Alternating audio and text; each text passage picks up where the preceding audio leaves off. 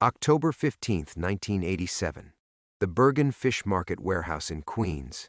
John Gotti stood alone, hands behind his back, watching 8 of Carlo Gambino's finest soldiers walk through his door. Each man carried a piece. Each man had sworn an oath to end the Teflon Don's reign that night. 2 hours later, 7 bodies lay scattered across the concrete floor. Blood pooled beneath broken crates of rotting fish. The 8th man, Tommy the Hand Marconi, walked out trembling, clutching a single envelope. Inside that envelope was a message that would reshape the 5 families forever. A message so powerful that grown men who'd killed without blinking would wake up screaming.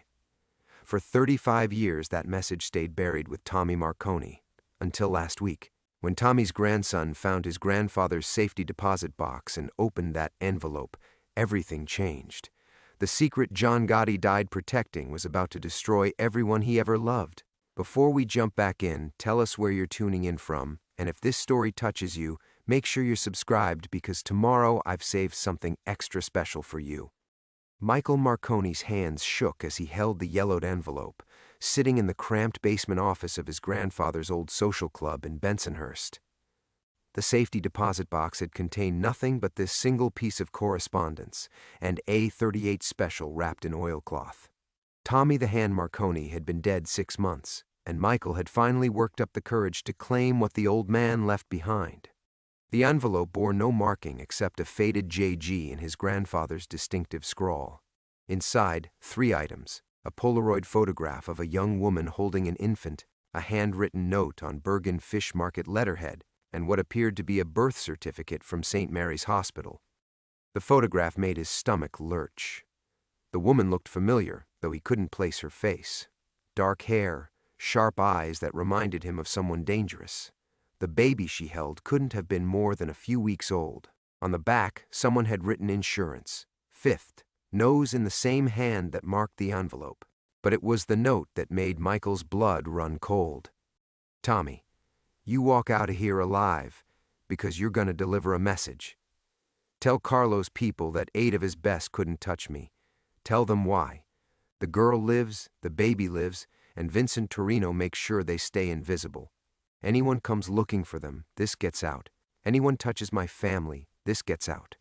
The Gambinos got one choice now: forget they exist, or watch their whole operation burn when the feds get this birth certificate. You're the messenger, Tommy. Don't make me regret letting you breathe. The birth certificate bore the official seal of New York State. Father, John Joseph Gotti. Mother, Maria Santos. Child, Isabella Marie Santos. Born October 13, 1987, 2 days before the warehouse bloodbath that made his grandfather a legend in certain circles. Michael's mind raced. Everyone in the neighborhood knew the story. 8 Gambino soldiers had walked into Gotti's warehouse to end the war between the families. 7 died, Tommy walked out, and the Gambinos never touched Gotti again. What nobody knew was why. John Gotti had a secret daughter, and someone named Vincent Torino had been protecting her for 35 years. Michael fumbled for his phone, scrolling through his contacts until he found Sal Benedetto, his grandfather's old running partner, who now spent his days feeding pigeons and complaining about the neighborhood changing. Sal would know about Vincent Torino. Sal knew about everyone from the old days. "Mikey?" Sal's gravelly voice answered on the 3rd ring. "What's eating you, kid? You sound like you seen a ghost." "Sal, I need to ask you something about Grandpa Tommy. About that night at the warehouse." Silence stretched across the line for nearly 30 seconds. "Your grandfather never talked about that night, and neither do I. Some stones are better left unturned." "Vincent Torino," Michael pressed. "You know that name?" Another pause, shorter this time. When Sal spoke again, his voice had dropped to barely above a whisper. "Where'd you hear that name, Mikey?" "Grandpa's papers." "Look, I found some things." "Shut up. Don't say nothing else over the phone. Meet me at Gino's in an hour. And Mikey, bring whatever you found, all of it." The line went dead. Michael stared at the documents spread across his grandfather's desk. Tommy Marconi had carried this secret for 3.5 decades, never breathing a word to anyone. Not to his son, not to his wife, not even to the priest who administered his last rites. But why keep it hidden for so long? And why now, after Tommy's death, Did it feel like the secret was clawing its way out of the grave? He carefully folded the papers back into the envelope, tucked it inside his jacket, and made his way upstairs through the social club's main room. The old-timers playing cards barely looked up as he passed, their weathered faces focused on their hands and their espresso. Outside, October wind cut through the Brooklyn streets, with the same bitter edge it had carried that night in 1987. Michael pulled his collar up against the chill and started walking toward Gino's, unaware that 3 blocks behind him, a black sedan with Jersey plates had begun following at a careful distance. The driver of the sedan spoke quietly into a Bluetooth headset, targets on the move. "Looks like you found something in the old man's stash." The voice that answered carried the weight of authority and the promise of violence. "Stay close. If Tommy Marconi left behind what we think he did, that kid just became the most dangerous man in New York." 437 miles northwest of that black sedan, Vincent Torino stood in the pre-dawn darkness of his auto shop, watching steam rise from his coffee cup like the ghosts he'd spent 15 years trying to forget. The garage smelled of motor oil and honest work, clean scents that had slowly replaced the copper tang of blood and the acrid burn of gunpowder that used to follow him everywhere. He'd been awake since 3:30, unable to shake a feeling that had been crawling under his skin for weeks now. The kind of restlessness that used to warn him when a job was going sideways, when loyal men were about to become corpses. In the old days, he would have trusted that instinct without question. Now he told himself it was just the October cold settling into his joints, the price of turning 58 in a body that remembered too many fights.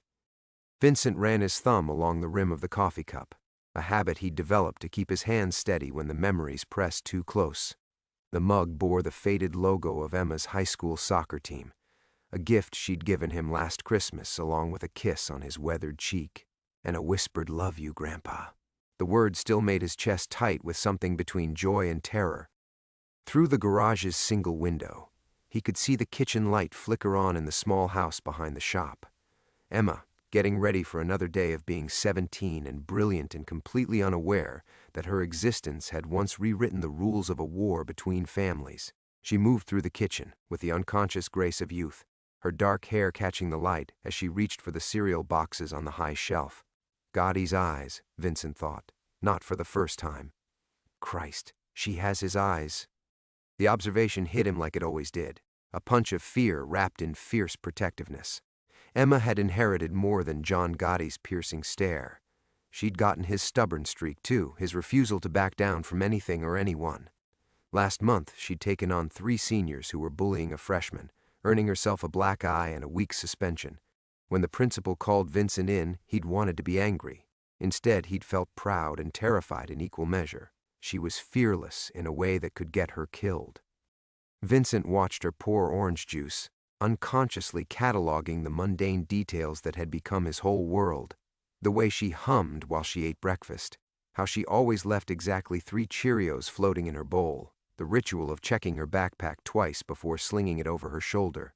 These small certainties had become his anchor, proof that Vincent Torino the enforcer was dead and buried, and Frank Sullivan the mechanic had built something worth protecting. But this morning, even watching Emma felt different.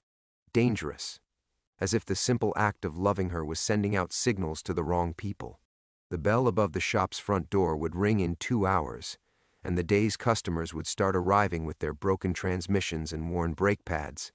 Mrs. Henderson with her ancient Buick that wheezed like a dying man. Jim Morrison, no relation to the singer, who brought his pickup truck in monthly for oil changes and stayed to talk about fishing for an hour.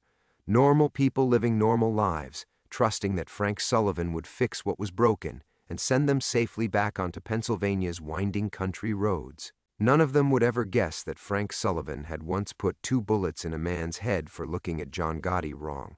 That he'd collected debts with a crowbar and enforced loyalty with a pair of brass knuckles that now sat rusted in a toolbox he never opened.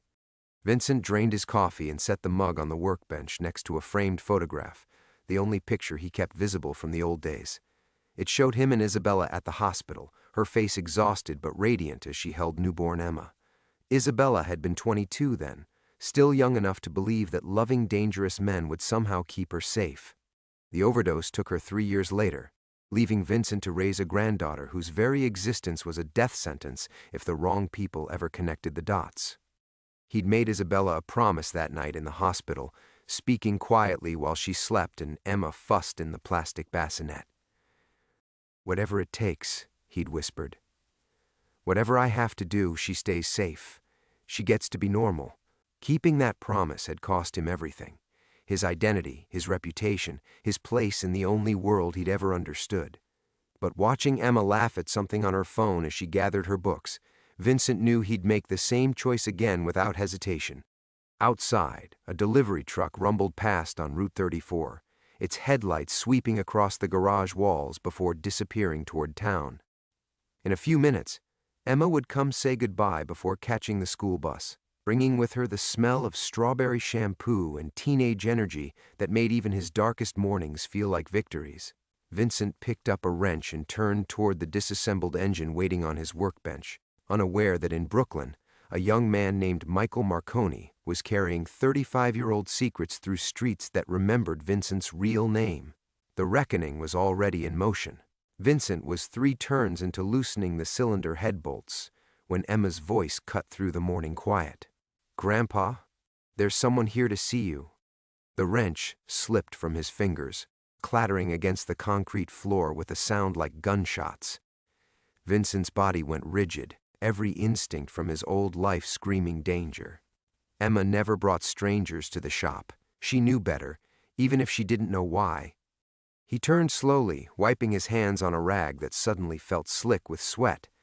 Emma stood in the doorway connecting the shop to the house, her backpack still slung over one shoulder, her face puzzled but not afraid. Behind her, Vincent could make out the shadow of a man, tall, lean, wearing what looked like an expensive coat. "He says he knew you in New York," Emma continued, stepping aside as the stranger moved into the light. Vincent's blood turned to ice water.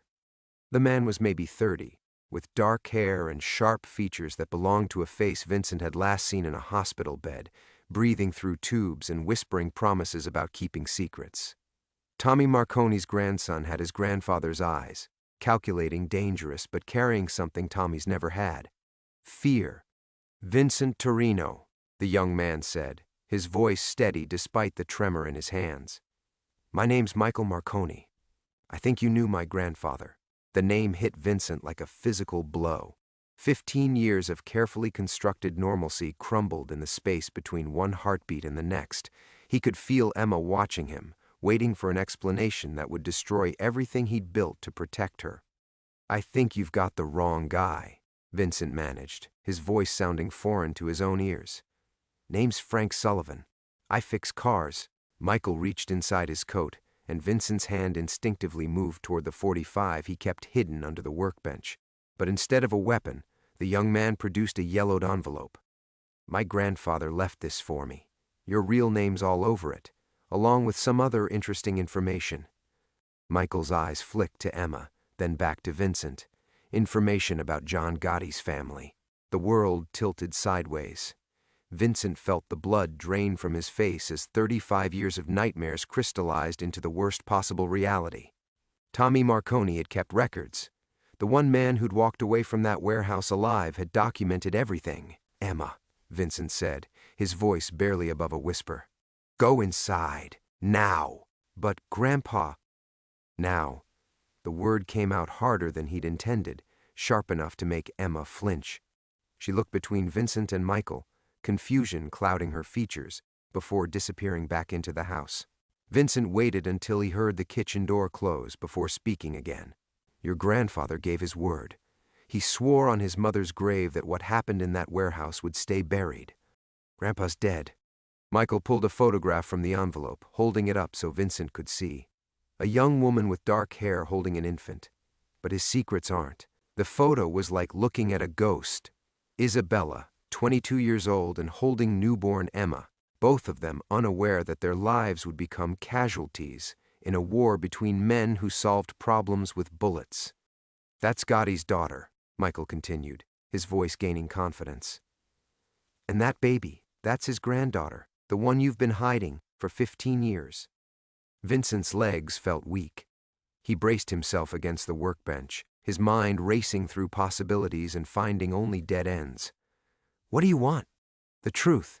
About what really happened that night. About why 8 Gambino soldiers died and my grandfather lived. Michael stepped closer, and Vincent could see the family resemblance clearly now. The same predatory stillness that had made Tommy Marconi dangerous. About why John Gotti let the Gambinos walk away from a war they should have won. Through the window, Vincent could see the school bus turning onto Route 34, its yellow bulk moving with inevitable purpose toward his house. In 3 minutes, Emma would kiss his cheek and climb aboard, trusting that her grandfather would keep her world safe and normal until she came home that afternoon. That trust was about to get her killed. The girl doesn't know, Vincent said, his voice breaking. She thinks her name is Emma Sullivan. She thinks her grandfather fixes cars for a living. Michael's expression softened slightly, but his grip on the envelope remained firm. That's not my problem. The family's back home. They're asking questions. People are remembering things they'd rather forget. The bus was pulling up to the mailbox now, air brakes hissing like a serpent. Vincent watched Emma emerge from the house, backpack bouncing as she jogged toward the road. She was 18 hours away from learning that her entire life was a lie.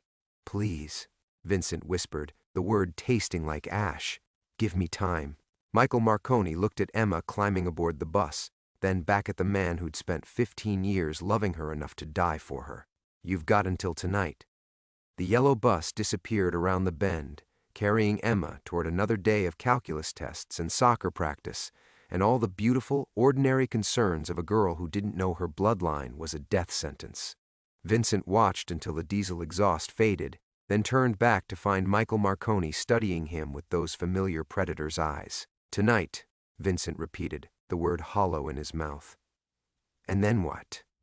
Michael slipped the photograph back into the envelope, his movements careful and deliberate. Then we figure out how to make this problem disappear before it gets us all killed. The shop felt smaller suddenly, the walls closing in like the back room of Bergen Fish Market, where Vincent had once watched John Gotti decide which men lived and which men died. He picked up the fallen wrench, needing something solid in his hands, something that belonged to Frank Sullivan's world instead of Vincent Torino's graveyard. You don't understand what you're playing with, Vincent said. The people who want her dead, they don't negotiate, they don't make deals, they solve problems permanently. Like they solved the problem of 8 Gambino soldiers? Michael's voice carried an edge now, the careful politeness wearing thin. My grandfather lived with their ghosts for 35 years. Every night, he'd wake up screaming about the smell of gunpowder and burning flesh. You want to tell me what happened in that warehouse that was worth more than 8 men's lives? Vincent turned away, focusing on the engine spread across his workbench. The cylinder head gasket had blown, probably from overheating. A simple fix if you knew what you were doing. Remove the old parts, clean the surfaces, install new seals, make everything tight and clean and functional again. If only protecting Emma could be that simple. Your grandfather chose to live, Vincent said finally. That's all you need to know. Bullshit. Michael moved closer, close enough that Vincent could smell expensive cologne mixed with coffee and fear sweat. Tommy Marconi wasn't a coward. He went into that warehouse knowing he might not come out. So what changed? What made Gotti let him walk? The question hung in the air like smoke from a pistol barrel. Vincent had replayed that night 1,000 times, wondering if there had been another way, some choice that wouldn't have cost him everything he'd built with the families. But Isabella had been bleeding in a hospital bed, and Emma had been screaming in the NICU, and John Gotti had needed a message delivered more than he'd needed revenge. Insurance, Vincent said quietly. Your grandfather became insurance. Through the window, he could see Mrs. Henderson's ancient Buick turning into the parking lot, right on schedule for her weekly oil change.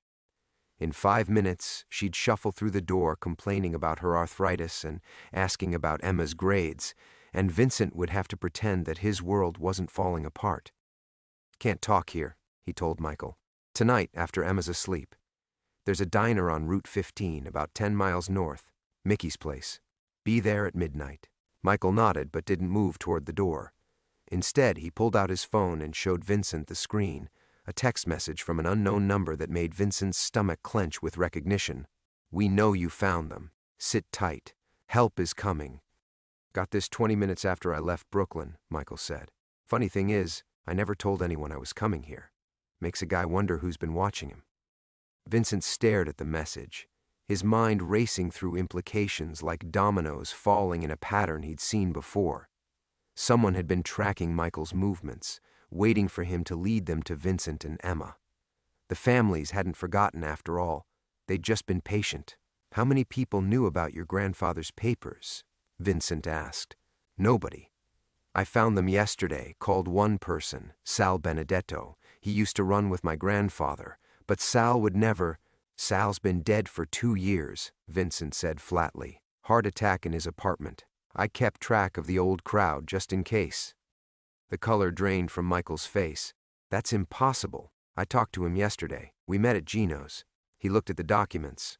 Told me to find you before—" He stopped, understanding flooding his features, like water filling a drowning man's lungs. Outside, Mrs. Henderson honked her horn twice, their usual signal. Vincent forced his expression into Frank Sullivan's patient smile and waved through the window, buying himself 30 seconds to think while his world cracked apart around him. "They've been planning this," he said, "using you to flush me out. Whoever you met yesterday, it wasn't Sal Benedetto."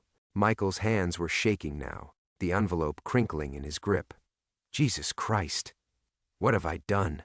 Vincent looked at Emma's soccer mug sitting on the workbench, at the photograph of Isabella and the baby who'd grown up believing her biggest worry was passing chemistry class. 15 years of hiding, and it had all been for nothing. They were coming for his granddaughter, and this time there was nowhere left to run.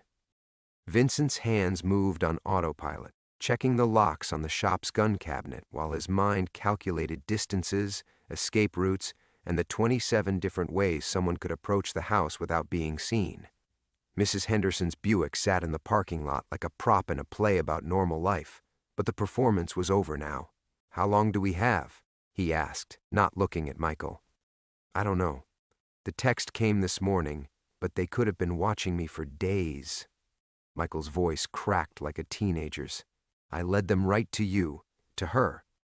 Vincent pulled the .45 from its hiding place, checking the magazine with movements that belonged to another lifetime. 15 rounds. He had 2 more clips in the safe, plus the shotgun he kept for hunting trips he never took. Not nearly enough if they sent a real crew. "My grandfather's papers," Michael continued, desperation bleeding through his words. "There's more than just the photograph. Bank records, meeting locations, names of people who helped hide the girl. Vincent, they know everything." The revelation hit Vincent like a physical blow. Tommy Marconi hadn't just kept insurance, he'd kept a roadmap. Every safe house, every false identity, every person who'd helped spirit Isabella and her baby away from New York was documented somewhere in that envelope. "Give me the papers," Vincent said. "No." Michael clutched the envelope against his chest. "Not until you tell me what happened that night. My grandfather lived with nightmares for 35 years because of you." Through the window, Vincent could see Mrs. Henderson struggling out of her car, moving with the careful deliberation of someone whose bones protested every movement.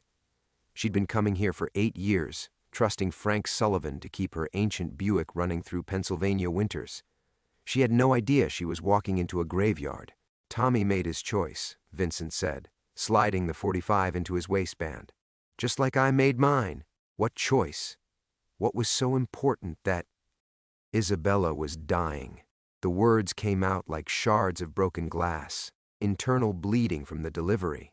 The doctors said they could save her or the baby, but probably not both. And while my daughter was bleeding out in that hospital bed, John Gotti was planning to kill 8 Gambino soldiers to send a message about loyalty. Michael's grip on the envelope loosened slightly. "I don't understand." The warehouse meeting was supposed to be a negotiation. Territory disputes, tribute percentages, routine family business. But Gotti had already decided there wouldn't be any negotiating. He wanted blood, and he wanted witnesses to spread the word about what happened to people who crossed him. Mrs. Henderson was halfway to the shop door, her purse clutched in arthritic fingers, completely unaware that her timing might get her killed. Vincent moved toward the front counter, positioning himself between the old woman and the gun cabinet. "Your grandfather wasn't supposed to survive," Vincent continued, his voice barely above a whisper. "None of them were. But when Isabella went into labor, everything changed. Gotti needed someone alive to deliver a message to the other families, so I made a deal." The shop door opened with its familiar chime, and Mrs. Henderson shuffled inside, bringing with her the smell of lavender perfume and the comfortable assumptions of a world where mechanics fixed cars and grandfathers protected their families without violence. "Morning, Frank," she said, digging in her purse for her keys. "That Buick's making that noise again. Sounds like a dying cat when I turn left." Vincent forced his face into Frank Sullivan's patient smile, even as his hand rested inches from the 45 feet's grip. "I'll take a look, Mrs. Henderson. Probably just needs new brake pads." But his eyes were on Michael, watching the young man struggle with revelations that were rewriting his family's history. The envelope trembled in Michael's hands, and Vincent could see the exact moment when understanding crystallized into horror. "The message," Michael said slowly. "What message was worth 8 men's lives?" Mrs. Henderson looked between them, sensing the tension but not understanding its source. "Am I interrupting something? I can come back later." "No," Vincent said, never taking his eyes off Michael. "We're done here." But they weren't done. They were just beginning to excavate secrets that should have stayed buried forever. Michael's grandfather had documented everything, not as insurance, but as evidence. Evidence of the night Vincent Torino chose his family's survival over his oath to the Gambino organization. Evidence that Emma wasn't just John Gotti's secret granddaughter. She was the reason 8 men died in a Brooklyn warehouse, and why Vincent had walked away from the only life he'd ever known. Michael's phone buzzed with another text, and when he showed Vincent the screen, the old enforcer felt the last of his hope crumble into dust. "Found them. Clean this up tonight. All of them." The reckoning hadn't just arrived. It had been planned for 15 years. Vincent stared at the text message, but his mind was spinning backward through 15 years of carefully constructed lies. Not the lies he'd told Emma about their identity, or the lies he'd told the federal marshals about wanting out of the life. Those were survival tactics, necessary deceptions. The real lie was the one he'd been telling himself every morning he woke up in Frank Sullivan's bed. That he'd saved his granddaughter. "Mrs. Henderson," Vincent said, his voice sounding like it was coming from underwater, "I need you to leave, right now." The old woman looked up from digging through her purse, confusion creasing her weathered face. "But Frank, my car—" "Leave the keys. Walk to Miller's farm down the road. Don't come back until tomorrow." Vincent's hand moved to his waistband, and Mrs. Henderson's eyes widened as she caught the movement. "Please." She didn't argue. 15 years of trusting Frank Sullivan had taught her to recognize the tone that meant business. The door chimed as she hurried out, moving faster than her arthritis should have allowed. Michael was still staring at his phone, but Vincent could see the wheels turning behind those predators' eyes. "You know who sent this," Michael said. It wasn't a question. Vincent walked to the window and watched Mrs. Henderson disappear down Route 34, her lavender cardigan bright against the autumn landscape. When she was safely out of sight, he turned back to face the man who'd just destroyed everything he'd spent 15 years building. "Your grandfather didn't live with nightmares about the warehouse," Vincent said quietly. "He lived with nightmares about what came after." "What are you talking about?" The message Tommy was supposed to deliver. It wasn't about territory or respect or any of that old-school bullshit. It was about Isabella's baby, about keeping her location secret. Vincent pulled the .45 from his waistband, setting it on the counter between them. Tommy Marconi wasn't insurance against the families finding Emma. He was insurance against me finding out the truth. Michael's face went pale. "What truth?" Vincent opened the envelope Michael had been clutching, spreading the contents across the oil-stained counter. Bank records, hospital documents, witness protection paperwork, and buried beneath it all, a single sheet of paper that Vincent had never seen before. A DNA test, dated 3 weeks after Emma's birth. The numbers swam before his eyes, but the conclusion was typed in neat clinical language at the bottom of the page. "She's not Isabella's daughter," Vincent whispered. The words hung in the air like smoke from a gun barrel, poisoning everything they touched. Vincent thought about 18 years of soccer games and bedtime stories, of teaching Emma to change oil and watching her grow into a woman who had his daughter's laugh but none of her reckless hunger for danger. "That's impossible," Michael said, but his voice lacked conviction. "The photograph is Isabella, holding someone else's baby." Vincent picked up the DNA report with hands that felt like they belonged to a stranger. "My daughter overdosed when Emma was 3 months old. I thought it was because she couldn't handle being a single mother in witness protection. But this," he gestured at the papers scattered across the counter, "this says she was never a mother at all." Michael grabbed the hospital records, scanning them with desperate intensity. The birth certificate has Isabella's name forged, just like everything else about our lives. Vincent felt something cold and sharp expanding in his chest, like ice crystals forming around his heart. "Someone gave me that baby and told me she was my granddaughter.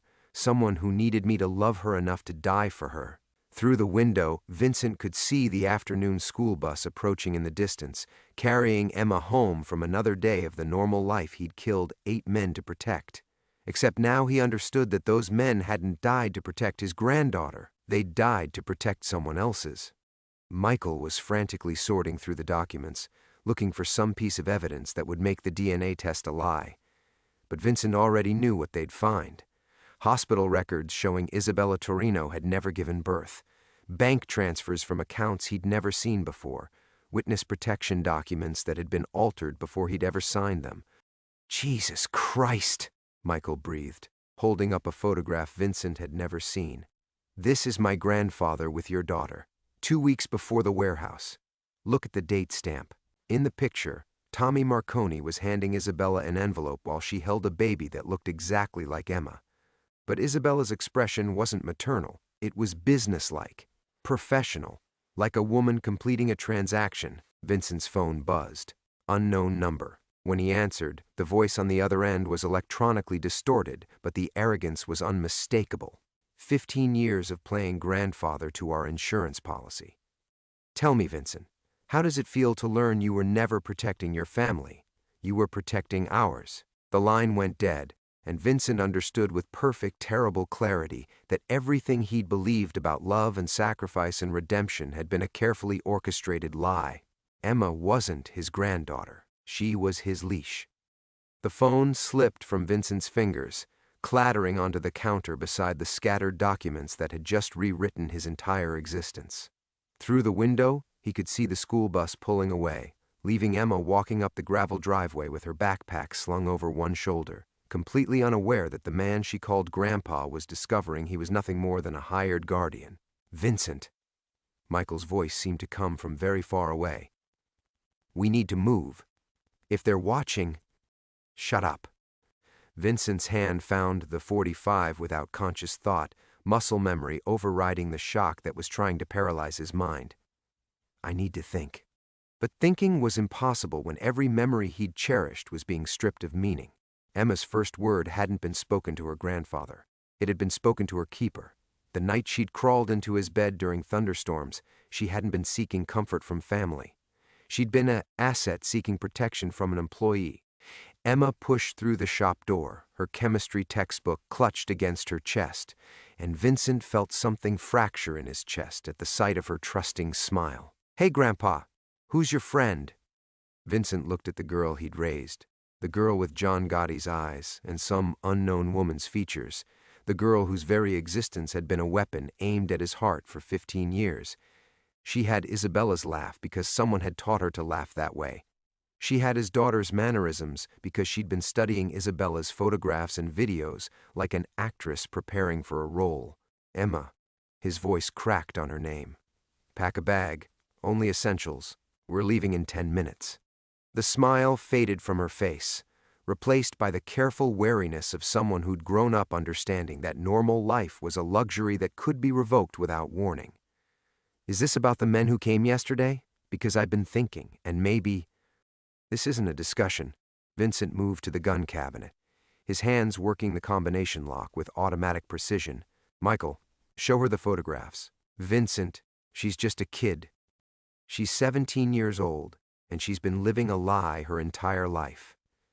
Vincent pulled the shotgun from the cabinet, checking the action with movements that belonged to the man he'd been before Frank Sullivan ever existed. Emma, look at the pictures. Michael spread the documents across the counter with obvious reluctance. Emma approached slowly, her backpack sliding forgotten to the floor, and Vincent watched her face as she absorbed the evidence of her own fabricated identity, the DNA report. The hospital records proving Isabella Torino had never given birth. The photograph of Isabella accepting payment for holding someone else's baby. "I don't understand," Emma whispered, but Vincent could see in her eyes that she was beginning to. The girl was too intelligent, had grown up too aware of the shadows that followed them, not to grasp the implications. "Your real parents are dead," Vincent said, the words tasting like ashes. "Probably killed to make room for this performance. Someone needed me to believe you were family so I'd protect you with my life. And it worked." Emma's hands shook as she picked up the photograph of Isabella. "My mom. She's not my mom? Your mother was a weapon. Your childhood was a manipulation, and I was the mark who fell for it." Vincent loaded shells into the shotgun's magazine, each metallic click echoing in the shop like a countdown timer. But the question now is, why? Why was John Gotti's enforcer turned into a babysitter? What were they protecting you from that required 15 years of deception? Michael's phone buzzed again. This time, when he showed them the screen, Vincent felt the last piece of the puzzle slide into place. "Our GPS shows target acquired. Maintain surveillance until 2,100 hours. Remember, the girl is not expendable. She's evidence. Evidence, not insurance, not a bloodline to preserve or eliminate. Evidence of something that could destroy whoever had orchestrated this elaborate charade." "They can't kill you," Vincent said, understanding flooding through him like ice water. "Whatever secret you represent, it dies with you. That's why they needed someone who'd die to protect you, to keep you alive but isolated." Emma looked between the two men, her young face aging years in the space of seconds. "So what am I? What am I evidence of?" Vincent checked his watch. 3 hours until the evening shift change at the state police barracks. 2 hours until full dark. 90 minutes until Emma's normal bedtime, when she'd be safely in her room and out of the line of fire. Except there was no safety anymore. No normal bedtime, no family dinners, no pretending that love could survive the discovery that it had been manufactured by professionals. "Your evidence that someone powerful enough to manipulate John Gotti's organization has been planning something for 17 years, Vincent said. "And tonight, we're going to find out what that is." He handed Emma the .38 he'd taught her to shoot on their weekend trips to the quarry, watching her small hands wrap around the grip with competence that would have made Isabella proud. If Isabella had actually been her mother. "Final preparations," Vincent said, his voice carrying all the authority of the killer he'd tried so hard to stop being. "We end this tonight." The weight of the .38 in Emma's hands seemed to anchor her to reality even as everything she'd believed about herself dissolved. Vincent watched her check the cylinder with movements he'd taught her, muscle memory overriding the shock that was trying to paralyze her mind. 17 years, she said quietly, her voice steady despite the tears tracking down her cheeks. "You've been protecting me for 17 years, and I'm not even your blood." "Blood doesn't matter." The words came out harsher than Vincent intended, but he couldn't soften them. "Not now. Family is what you choose to die for. And I chose you the night I walked away from Gotti's warehouse." Michael was studying the surveillance reports with the intensity of a man trying to solve a puzzle that might keep him alive. "The timeline doesn't make sense. If Emma was placed with you as an infant, and if she's evidence of something that happened 17 years ago, then whatever crime they're covering up happened before she was born." Vincent finished loading the shotgun, his mind racing through possibilities that all led to the same terrifying conclusion. She's not evidence of what someone did. She's evidence of who someone is. Emma looked up from the .38, her eyes, John Gotti's eyes, Vincent realized with a start, sharp with understanding. "My real parents. They weren't just killed to make room for this charade. They were killed because of what they knew." Through the window, Vincent could see shadows moving in the tree line beyond the shop, Professional movements, coordinated and patient. The kind of surveillance that ended in body bags when it was time to close the operation. "Michael," Vincent said without taking his eyes off the approaching darkness. "Your grandfather's documents. Is there anything about Emma's birth parents? Real names, locations, anything?" Michael rifled through the papers, his hands shaking slightly. "Here. Sarah and James Morrison, both federal prosecutors, both killed in a car accident 3 days after their daughter was born." He looked up, his face pale. "The accident report was filed by Detective Anthony Torino, your brother." The name hit Vincent like a physical blow. Tony had died of a heart attack 8 years ago, taking whatever secrets he'd carried to his grave. But now Vincent understood why his brother had visited so often during Emma's early years, why he'd always seemed to be studying the girl with cop's eyes that missed nothing. "Tony knew," Vincent whispered. "He knew she wasn't Isabella's daughter, and he never said a word." "Because he couldn't," Emma said, her voice carrying a certainty that chilled Vincent to the bone. "If the Morrisons were federal prosecutors, and if they died right after I was born, then whatever they were investigating is still ongoing." Vincent pulled his phone from his pocket, scrolling through his contacts until he found the number he'd hoped never to use again. "And you're the only witness who can prove it happened." The phone rang twice before a familiar voice answered. "Vincent Torino. I was wondering when you'd call. Castellano." The name tasted like poison in Vincent's mouth. It's been a long time. Paul Castellano Jr. had taken over his father's operations with ruthless efficiency, modernizing the traditional family structure into something that operated more like a corporation than a criminal organization.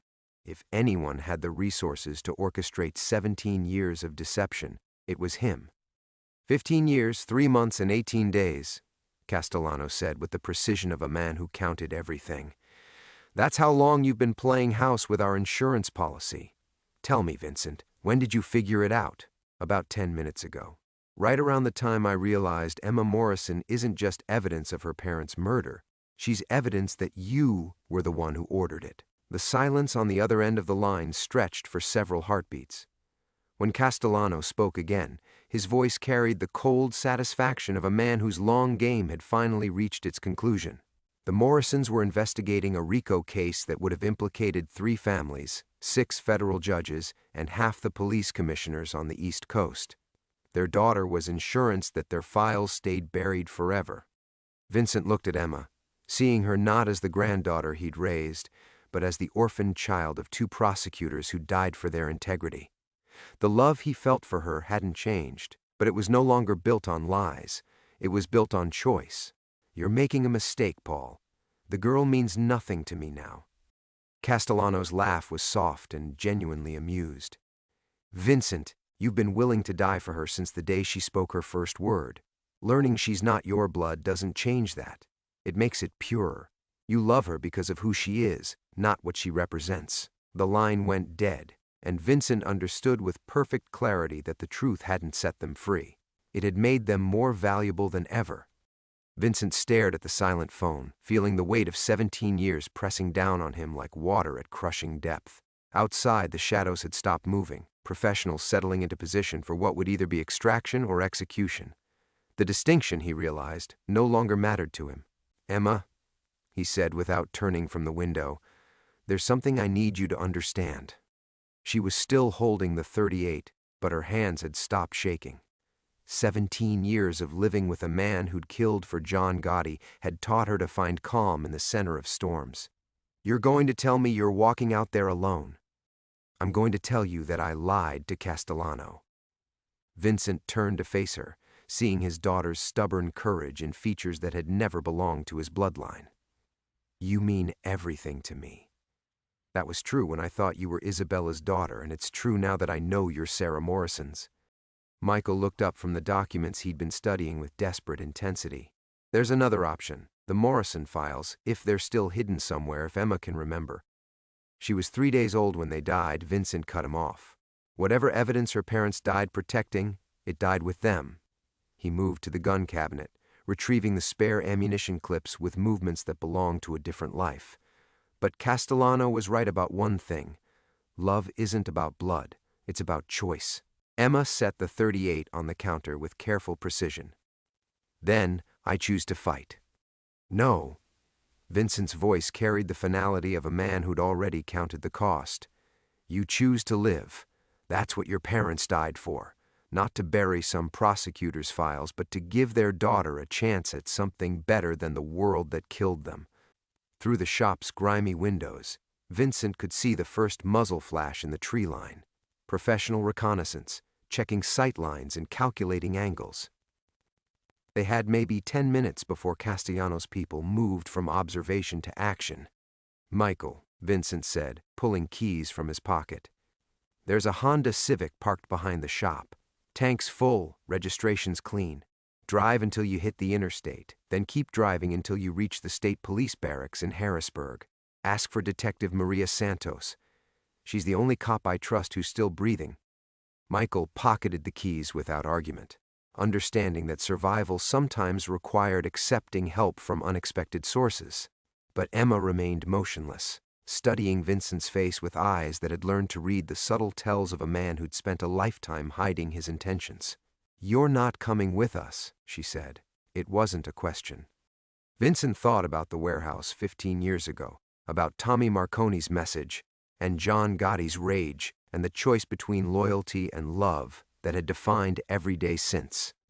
He thought about soccer games on Saturday mornings and homework sessions at the kitchen table, and the way Emma laughed when she thought no one was listening.